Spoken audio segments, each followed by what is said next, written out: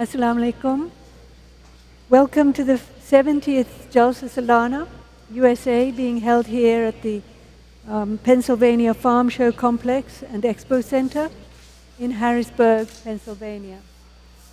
I'm very happy to have with me today a few of my good helpers. I'd like to introduce Shahina Bashir. She serves as the National Secretary for Media Relations. And then Bushra Latif, she's the Lajna President for the Jamaat Zion. And then Fiona Ahmed, she's Lajna President for Boston Jamaat. We are very pleased to have this opportunity to speak about the promised Messiah, peace of God be upon him, a subject very dear to us, as we are Muslims who believe in the promised Messiah, Hazrat Mirza Ghulam Ahmad of Qadian. He established these jalsas, which we're now celebrating today, and said that the purpose would be for every sincere person to experience religious benefits, and also for us to gather together and improve our sisterhood and brotherhood amongst us. The Holy Prophet, peace and blessings of God be upon him, told us, when you hear of the Messiah, you must go to him, though you have to crawl on your hands and knees on a glacier, and give him my salams. So we did that. We went to the Messiah. And this lovely hadith points out how dear the Messiah would be to the Holy Prophet, peace and blessings of God be upon him, and how dear the Holy Prophet, peace and blessings of God be upon him, would be to the Messiah. So, but when I mention to people that the Messiah has come, I often get the response, how did I not hear of this? Why didn't somebody tell me? So I'd like to ask Shahina, how do we know that this is the time of the Messiah? This is a very, very appropriate question. And to understand the claim of Hazrat Mirza Ghulam Ahmad that he said he was the Mahdi and the Messiah, we have to actually assess and investigate the time we're living in. That is this the time which suits the prophecies that we know of?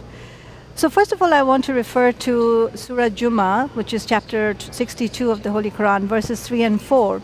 And there's a mention, which is the prophecy of the second advent of the Holy Prophet in the form of the latter-day reformer. But interestingly, what happened was when the verse was revealed, the companions of the Holy Prophet, peace and blessings be upon him, asked him that who was he referring to as those people who are coming later, the latter ones who will join them. And to that he answered by putting his hand on the shoulder of his companion Salman Farsi, or Salman the Persian, and he said that if faith was to ascend to the Pleiades, that someone from his people will bring it back. And interestingly, as we know, there are two things from this hadith that we can decipher: that the promised Messiah, Hazrat Mirza Ghulam Ahmad, was of the Persian descent, and he has come to reform and bring back the religion of Islam as it was during the time of the Holy Prophet. Yes, exactly. So, yeah, exactly. And so that was his purpose of coming, is to reform the Muslims particularly, and reform all of mankind. And the timing that I think is important for us to also understand is what was the prophecy that the Holy Prophet made about the timing. And what he said was that Hazrat Jesus, Isa alayhi salam, came 13 centuries after Moses alayhi salam, and similarly, the promised Messiah alayhi salam would be coming 13 centuries after the Holy Prophet. Yeah. So there's a similarity, as we know, between the promised Messiah and Jesus alayhi salam. So that's exactly what has happened. Yeah, exactly, and then 13 centuries after Prophet Muhammad, the Messiah, did come and did tell us that he has been called by God to be the Messiah of this time. Now, how do we know that our Messiah is the one that Holy Prophet, peace and blessings of God be upon him, wanted us to accept? Lots of people claim that they're the Messiah. So how do we know that this one? Yes, that's very important, because as many people know, that there were many false claimants who said that they are the Messiah or the Mahdi. the thing is that the Holy Prophet, peace and blessings be upon him, gave us many signs, many signs, and they're too numerous to recount over here.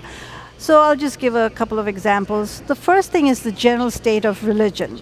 So to which he actually was referring to the fact that when the Mahdi will come, when the Messiah will come, Christianity will be the predominant religion. Yeah. And we know that that's the case right now. The second thing that he mentioned was the general state of the Muslims. Yeah.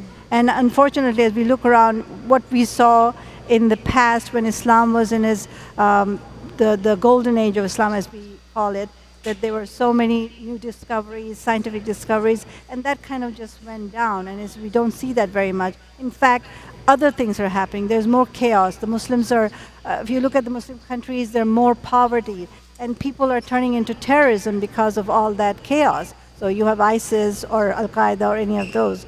So this definitely, points to the time that there's, and the other thing that he also talked about amongst the so many signs is the state of the morals of people.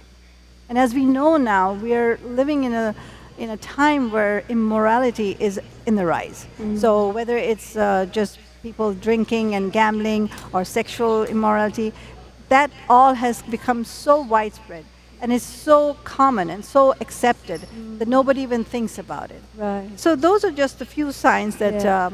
Very helpful. Thank you so much.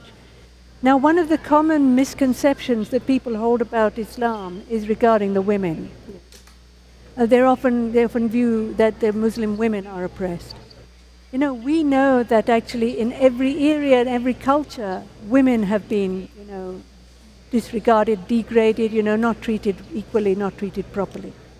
And it's certainly true that in many of the Muslim countries nowadays, the women are also not well treated. The recent Me Too campaign right here in America has indicated that the women here are still battling for their proper status as women. And that campaign has highlighted the tragedies that many women have faced because of abuse to them and because of being objectified. So I'm going to ask Bushra, please tell us about our teachings for women. What does Islam give for the teachings of women? Yes, that's an excellent question. In fact, the prevailing opinion appears to be that the Western countries have been the leaders in establishing women's rights. Yet we know that Islam actually granted rights to women, such as the right to inherit, for example, many years before it was in vogue in the West. And in fact, the Prophet Muhammad, peace be upon him, was such a champion of women's rights that he included in his final address to Muslims that they should live their lives according to the commandments of God, and that they should give women their full rights, full due, and keep in mind that their rights corresponded to those of men, and that no individual was above any other. No individual was superior above any other, That's right. despite their status. Yeah, it's a lovely quality of Islam, that equality. It attracted me to Islam. It certainly is, yes. And the promised Messiah, peace be upon him, was the true servant of the Prophet Muhammad, peace and blessings of God be upon him. And he reminded us that there is no religion that upholds women's rights so forcefully as that of Islam. So this does create an interesting dichotomy, because Muslim women are viewed as being oppressed and lacking freedom because of the way we dress and because of our practice of separating men and women in gatherings. Right. But we know that's not the case. In fact, the Jalsa, which we're enjoying, is an excellent example of how women experience a freedom through the practice of their modest dress and the separation of men and women. You'll see women from all different walks of life carrying out the different tasks of the Jalsa. And in fact, we have an entire day's program on Saturday devoted to women. Yes. So it's a lovely organization we've got, and a real place for women, and where we can establish our voice. I'm going to move to Fiona now, because one of the signs of truthfulness of the Prophet, the Messenger, is that he would be followed by Khilafat, the institution of Khilafat, and we are greatly blessed to have a Khalifa of Absolutely. the time. So please tell us, you've been teaching the youth about this institution of Khilafat. Please tell us all about it. Absolutely, so Saiba.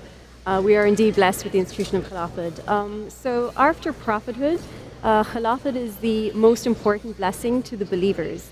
Because it is Khilafat who establishes the word of Allah and spreads it to the corner of the earth nowadays.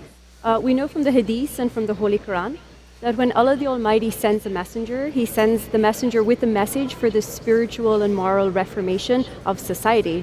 But we also know that the lifespan of a prophet is limited to the lifespan of the man. And therefore, Allah the Almighty, in His infinite wisdom, has established this beautiful institution of Khilafat on the precepts of prophethood, who continues the task of the prophet after the prophet has demised.